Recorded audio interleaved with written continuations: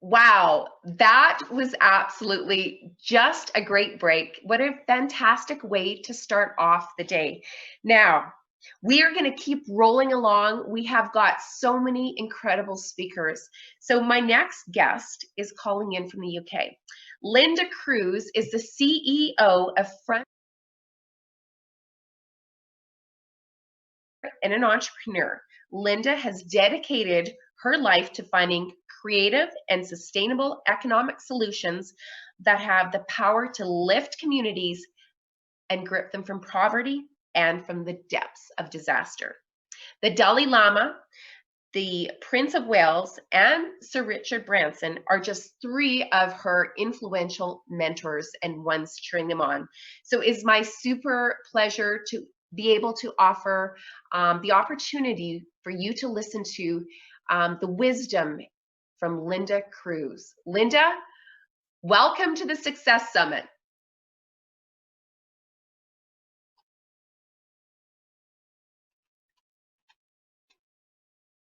We're just ready to let Linda in here. Perfect. Super. Hello, my friend. So lovely to see you. I know that, you know, I keep this in my bedstand, and this is Marmalade and Machine Guns. That's one of your first books, Linda. And I'm excited that you have the launch of your new book coming up, which is Leading the Frontlines on Amazon now. So that's super great. So Linda, we've got limited time. I just want to say I'm super excited that you're able to share your expertise. Of course, you are on the front lines. When there's a disaster, they pick up the phone and they call Linda Cruse. Yes. And that's Sir Richard Branson will pick up the phone and call Linda Cruse. Linda, we need you here. There's a disaster. So we talked about your suitcase, how your suitcase is never really unpacked. And we talked about that and related it to my life as a flight attendant, because I never unpacked anything in my suitcase either. So we're like, Linda, what do you have in your suitcase that you never take out of? So that was a whole other conversation. People can watch the podcast on that one. But I have to say, you've been on the go since COVID started. Phones have been ringing off the hook for you around the world. So thank you for taking this opportunity to talk about business recovery with our guest today. So Linda, my friend, you have the stage. Thank you so much. It's a real honor to be part of it. So I really appreciate the opportunity to talk to everyone and admire what you do, Monica. So hence I have carved out this time. Resilience, yes, it's like, I think if you sort of cut me in half, that would be written in my essence is resilience, because there's no doubt that my life has taught me that I know I said this phrase on the podcast, but if you're stuck in the mud, start singing. Because I think throughout our lives, whenever I sort of envisage any of our lives, I see it as literally we would see the heartbeat on a monitor when you go into the hospital, right? It's never straight, right? It's always up and down and in the middle. And actually, we can really show who we are and really give our gifts to the world when we dig deep and really know ourselves, to be frank. I think, and I will share a little bit of my story and how I really learned to become a resilient leader and do the work that I do. Because absolutely now I'm a frontline humanitarian aid worker, 20 years boots on the ground. I have worked in Africa, South America, Asia. If you think of any of the biggest natural disasters we've had in the world, I've been there. Usually when people see me, they run away because they know there's trouble. But basically, you know, my passion, my mission has been to help people in the worst moments of their lives. So I help in very, very poor countries. So I've helped after the big Asian tsunami, the Nepal earthquake, Pakistan earthquake, and I'm there for recovery. So I'm there for long term. And also, and I know, which will link to many of the people on the call today, is that what I know is the most important thing that you can give someone is their self-esteem, dignity, and independence. And how do you do that when you've got people who have lost everything, loved ones, homes, livelihood, the whole job lot? Is giving them a way to earn money sustainably. I call it give them a hand up, not a hand out. So what I do is I actually link with people just like you on the call, entrepreneurs, business people, people with intelligence and innovation. And I say to you, I need your help to help solve problems, to enable people to actually rebuild their livelihoods. Often people come with me to the front line, often they do it virtually through an amazing program I created called Race for Good, which is on the podcast, so you can listen to that another day. But actually, what I suppose I would like to share with you today is a little bit about how I got started and how I turned my life around, because this is a really inspirational summit that Monica's hosting here. So at 16, I met the love of my life. I got married when I was 20. By the age of 24, I had two gorgeous children, Gail and Graham, and I was in a career I adored, a nurse. I just wanted to be frontline on those wards, helping patients, and I loved it. Fast forward a little bit, only married 6-7 years, and my marriage failed, and I had two gorgeous, very young children. And what I realized was that I needed to earn money to be able to really take care of them. So for the very first time in my life, I took a job just for money, nothing else. And I remember very quickly looking at, you know, what was important. It was, company car, subsidized mortgage, good salary, good holidays. And I'm like, yes, this is for me. Although deep down, I knew that this job it didn't sit well with me, but you know, I knew that to be super mom, like many of us like to be, I would take the job even though it was really not for me. So I did it, and I took care of my kids. 4 or 5 years later, I could see this pattern. I would come home, I'd drink a bit more wine, I would cry myself to sleep, and I thought, I can't do this anymore. I could feel the stress building up. But I just said, no, I've got to do this for my children. They're dependent on me, and I carried on. But it's funny how life comes along and sort of wakes you up a little bit if you're sleeping. And I was driving from the north of the UK to the south after a massive, very big sales conference. And it'd been very stressful, and I was just desperate to get home. And it was a dark winter's night. And as I was driving home, and these terrible, terrible stabbing pains started behind my eyes. And then the curtains came down and I went blind. And to this day, I don't know how I didn't kill myself. And I sat there, you know, you can imagine it, horrified, terrified I would never see my kids again, never work again. And then, of course, it was way before the times of mobile phones, so I couldn't call anyone.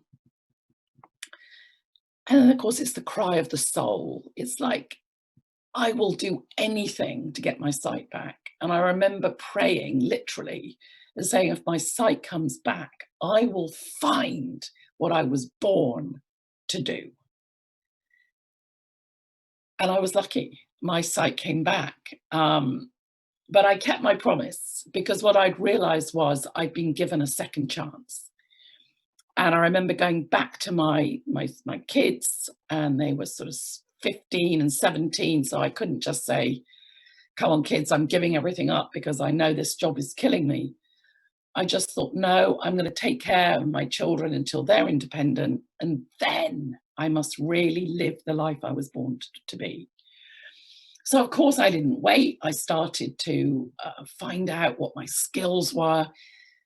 And, you know, it's one of the first times in my whole life I actually did self-reflection, because who actually takes time to do that, right? We read about it, we think about it, but we don't do it. So I'm like, right, what am I good at? What do I love? What just takes me where the hours will pass by and I'm just in bliss? And of course, I realized that I was a carer, I was a nurse, I was a businesswoman, I was a mature mother. I love traveling, I love adventure, I love caring for people, I love cultures and differences. So I thought, right, I am going to help people in the worst places on earth at the worst time in their lives. And it felt so right to me. And I thought, that's it, I've just got it. So it got to the stage when my daughter was going off to university, my son was going to the army. And I knew that was my moment when they had their wings, they were flying, that I then could actually regroup onto my own life and live it. So what I did was I tested myself out that I could actually live the life of a humanitarian. And once I did that, I sold every single thing I own. Car, house, paintings, books, everything. And 20 years later, I still only own the contents of one suitcase. Most people at this part think, is she mad? But I tell you what, for the life that I've led, it's been the most practical, perfect thing for me to do, not to have possessions, not to have attachments. And it makes me incredibly present with what I've done in my life. I now teach, I'm currently teaching a huge course to Japanese companies. And what amazes me, it's all on resilience. Why? Because I've lived it on the front line every single day. So that's why I wrote my book, Leading on the Front Line, which is a leadership book. But what I appreciate so much is that over the years, I have seen more death than anyone ever wants to. But the key thing for me is never to get overwhelmed. Never, because that helps no one, let alone yourself. So I've learned things like if it's really big and overwhelming, break it down into bite-sized pieces, small pieces. If you get lost or over anxious about life, take the spotlight off yourself, put it onto service and helping others, because it's so easy to get overwhelmed because life is overwhelming. And look, we've been through COVID-19 and crikey, it's overwhelming. My other key thing is gratitude. I tell you what, often I don't have a bed, I don't have running water, I don't have anywhere to have a shower. So it's easy for me to be grateful, you might think, but I promise you, I make it a habit. It's a ritual.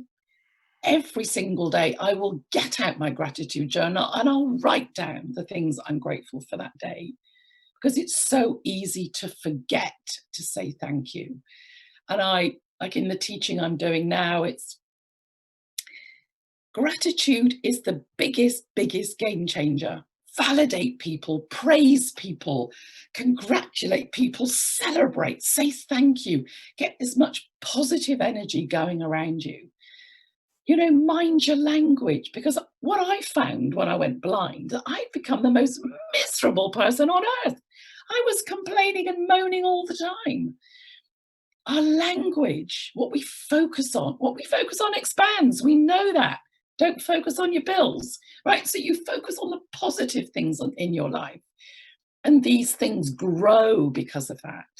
So I think, well, I know we are the drivers of our lives. We are the ones that are behind that steering wheel. We can't blame anyone else. There's no excuses. There's no finger pointing. It's us. We have so much power to be that really fulfilled, resilient, and happy person. How you spend your waking hours is absolutely up to you, up to me, up to us. And so, you know, we do all feel fear. We all get overwhelmed. Break it down. Take it step by step. Ensure you have people around you that support you. There will always be naysayers, always. But just make sure you have 1 or 2 or 3 people around you that you know, whatever is going on in your life, will say, I am there for you. I support you. I know you're wobbling, but I'm there.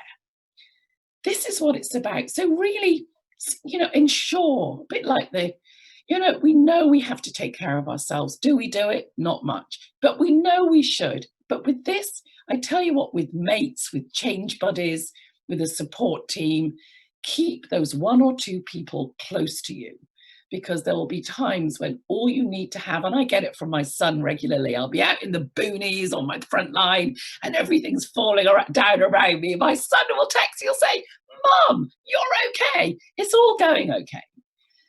So these are the key things for resilience I believe in. And of course, look at life kindly.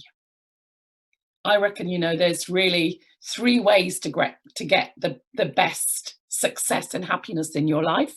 The first is to be kind. The second is to be kind. The third is to be kind. We're all going through something in our lives, and if you can approach everyone where you think, I wonder what they're going through, look out for the signs, use your senses, know that we are all connected, we're in this together. I said on my podcast to Monica, we are 7.7 billion heroes. We have so much power in our hands.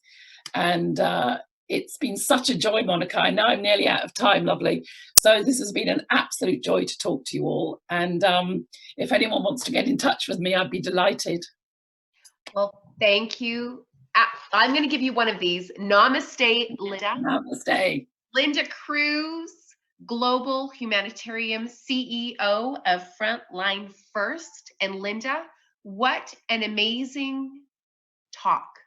There are so many nuggets that are so relatable, and that is exactly why I invited you, because you have some wisdom. You've been through the depths of the world's deepest disasters. COVID Correct. is one of those that Yes. everybody has the opportunity to experience. But your wisdom, because you've lived it for so many years and you've been on the front lines, are actually nuggets. So I just want to recap is, you know, it's really important. Never get overwhelmed. Notice that moment that you're feeling overwhelmed. Acknowledge it and stop, right? Yes. Brilliant. And break it down into the bite-sized points. Number 2 is take off the spotlight. Just take off the spotlight, right? Number 3, gratitude. I love how you said, just make it a habit. Make it a habit. Journalize and be kind. Praise others. You know what? The women around us are worth it. We see you. We're in this battle with you. And that is exactly why you're doing the Success Summit, to rebuild, relaunch, and recover. So Linda, it's been a true blessing.